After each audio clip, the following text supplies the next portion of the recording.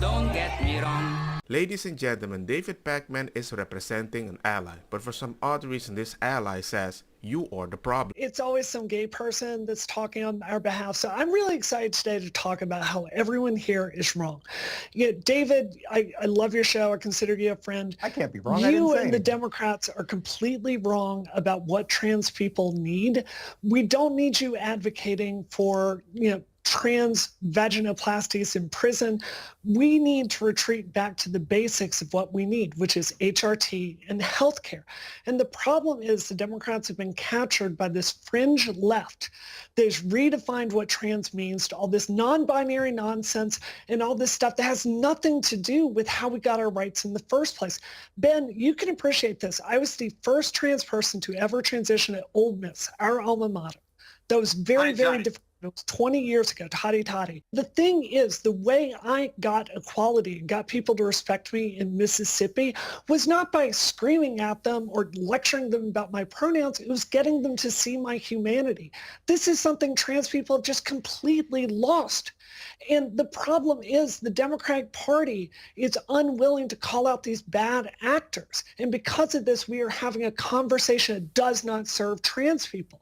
Pierce, I am begging you, on this show, stop inviting these stupidest leftists on to make the argument for trans civil rights. Let some people actually understand this stuff. And Dave is laughing because you understand integration as a gay man. You know exactly what I'm talking about. You've done the same playbook your whole career. Well, this works. This is first how you off, got I'm only gay. I'm only gay starting at 10 p.m. What time is it? We'll have to check on that. But actually, you're completely right. Brianna, you're completely right. What's happening with the left is that these saviors, these progressive warriors that you see in these boxes here. But when a person comes off respectful, I don't mind go along. I can tell you how to feel or whatever.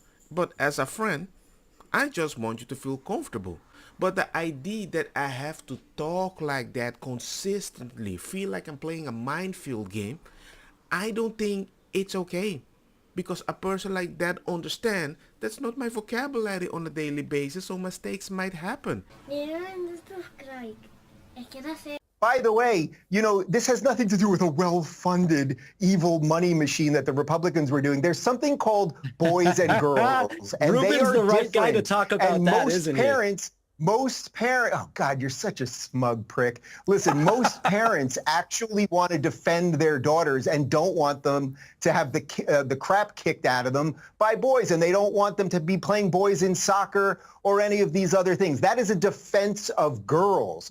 If someone, as an adult, 18, 21, we can discuss the age, wants to dress how they want, have any surgeries, take whatever drugs, do whatever they want with their body, most people, even Republicans, don't object to that. And I have no problem referring to Brianna as she, because I can clearly sense she would treat me with respect and I'll treat her with respect. Very simple. Even if you don't even talk about the subject, if you just put any other subject and I disagree with it, eat at my table. We have a back and forth. Okay, cool. Now let's eat and talk about the things that we agree upon. But you focus only on that. And if you don't win that topic, I want to delete you. Come on, man. Two-way street rather than pandering and bowing to a bunch of people that could not give a crap about anybody else. Yeah, and David, let me bring in David Pakman again, because you were very quick when I asked how you felt about being so wrong about this to accuse me of being misleading, disinformation, misconstruing a United Nations report. So because we're a very nimble team here, while you were talking, they just went and double-checked, because I was curious what you were talking about. And we found the United Nations report. And it's not a footnote, as you said, it's page 5 of the report. It says, and I quote, the United Nations says nearly 900 biological females have fallen short of the podium because they were beaten out by trans athletes. The findings were compiled by the UN's Rapporteur on Violence Against Women, entitled Violence Against Women and Girls in Sport. The report said more than 600 athletes didn't medal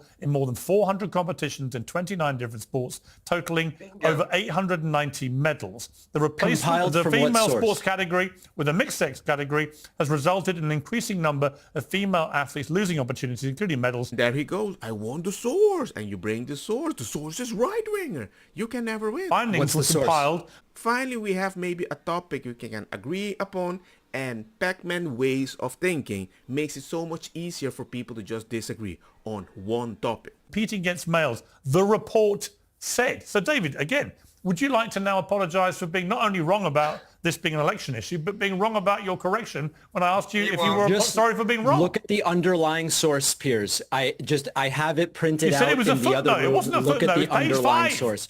Now, I do want to say one thing about this. I actually agree with a lot of what Brianna and what Dave Rubin said. I actually agree with it. I am not the savior here to do X, Y, or Z for trans people. What I'm saying is I don't actually think I even need to play that role. I don't think this is the issue that maybe you think I believe it to be. So I agree with a lot of what Dave Rubin and Brianna said there. I do think it's important to consider that when Dave Rubin talks about well-funded this or that, his Russian money source just dried up, and he's the last person who should be talking about funding sources. And to be honest, Dave, hold on a second. Hold on. Now Ben jumped. Everybody's jumping. Hold on a second. I can't even hear Ben. Why would Ben jump in? I'm not even addressing Ben. Hang on. You made a very direct charge against Dave Rubin. Let Dave Rubin reply to that. Because no one believes your BS anymore. Jesus Christ, these people are so pathetic. They've been indicted, Rubin. The Tenet Media people were indicted. I got indicted. He was not indicted. And it said in the report, if you weren't a smug prick, to quote him I earlier, didn't say Rubin was indicted. I just said the money dried up. I don't mind that you want to blame Dave Rubin.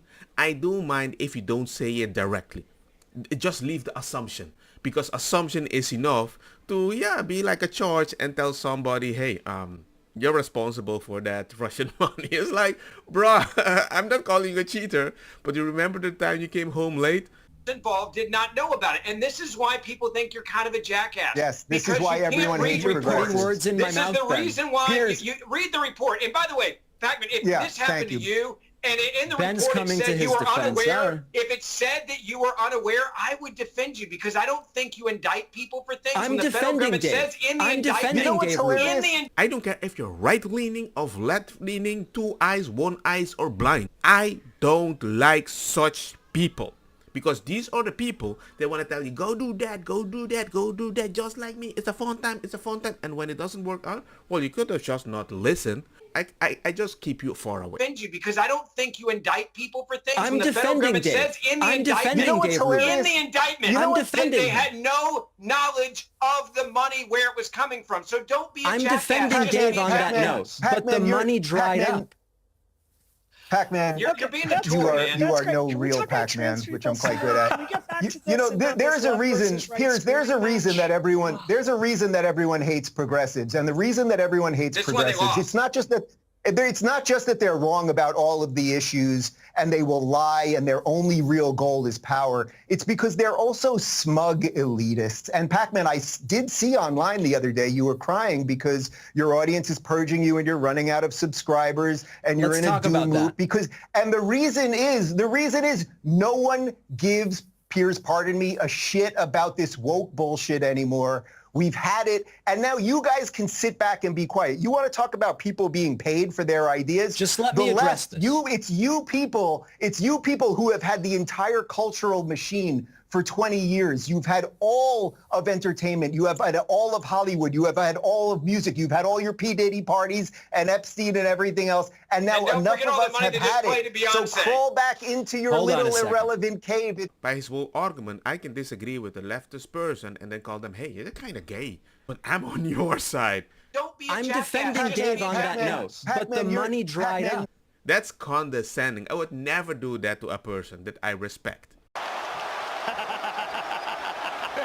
He did the Trump dance. He did the Trump dance. Spinning back kick to the body. Followed by the Trump dance. I would never call that guy gay. He would beat the shit out of me. I also want to say a big thank you to President Donald Trump for being here tonight. Can I get a... Oh,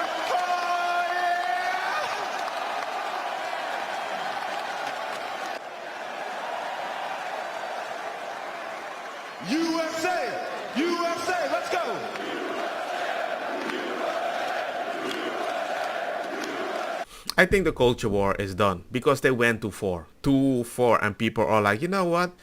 I realize now there's so many people that have a voice just like me. Maybe we should use it. But let's see the new press secretary of Trump. It takes someone 5 minutes to Google Jake Tapper, Donald Trump, to see that Jake Tapper has consistently stop this interview if you're going to keep President attacking Trump my colleagues. to Adolf Hitler. Ma'am, I'm going to stop this interview if you I'm continue to attack my colleagues. I would like to talk about Joe Biden and Donald Trump, who you work for. Yes. If you are here to speak on his behalf, I am willing to have this conversation. I am stating facts that your colleagues have stated in the past. Okay. Now, I'm sorry, guys. We're going to come back out to the panel. Caroline, thank you very much for your time. You are welcome to come back at any point. She is welcome to come back and speak about Donald Trump, and Donald Trump will have equal time to Joe Biden when they both join us now at later this week in Atlanta for this debate. It's like, I need to start a clean slate, but you come with a dirty slate.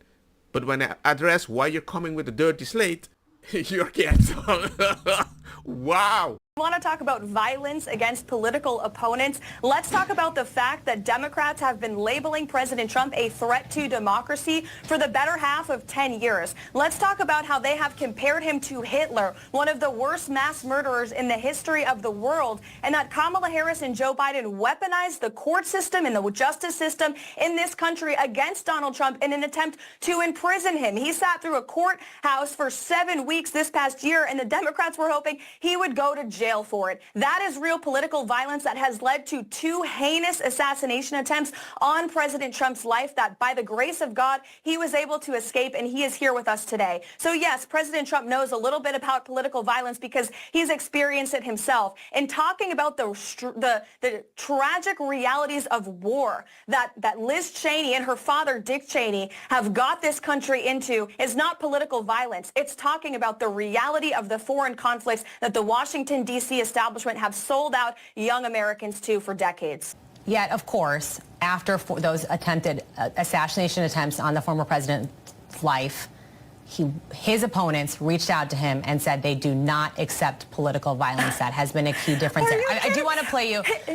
No, please. His opponents are saying to this very day the same rhetoric that led to those 2 assassination attempts. The second attempted assassin on President Trump's life echoed the sentiment that President Trump is a threat to democracy. And if you're a deranged lunatic and you're mentally ill, you will believe that lie. And yes, you will take political violence like we have seen in 2 instances against President Trump. Last week, Tim Walz and Kamala Harris said that everyone who showed up to President Trump's rally at Madison Square Garden was a Nazi. That's despicable, dangerous, divisive rhetoric that is spewed by the Democrat Party every single day. And I am so sick and tired of the media pointing the finger at Donald Trump and saying that he is sowing division in this country. He is not. The media is for pushing hoaxes like the one that you all pushed today, and the Democrat Party is for pushing lies about him. But the good news is Americans don't buy it. And that's why today in 2024, President Trump is more popular than he has been since 2016 because people don't trust the media and they're not buying the Harris campaign's closing argument that he's some great threat to our democracy because they lived under him for 4 years as president and our democracy and our country was stronger than it is today. Oh my God. I kind of fell in love with their honesty and directness. I'm being honest with you. Oh my God. How can you say that? You're a Nazi, and then you're surprised somebody came with a gun. Hypocrisy, my friend. I'm like, come on, man. Don't want to be called Nazis. Stop doing it. I can also say, if you don't want me to call you a fat... Nope. Stop talking. Go to jail.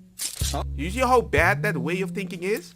Don't get me wrong, makosa kita bong. Put the fire na mi blonde, kush hash, purple skunk, criollo, colombici, jam, turloketa, verdetta, welcome.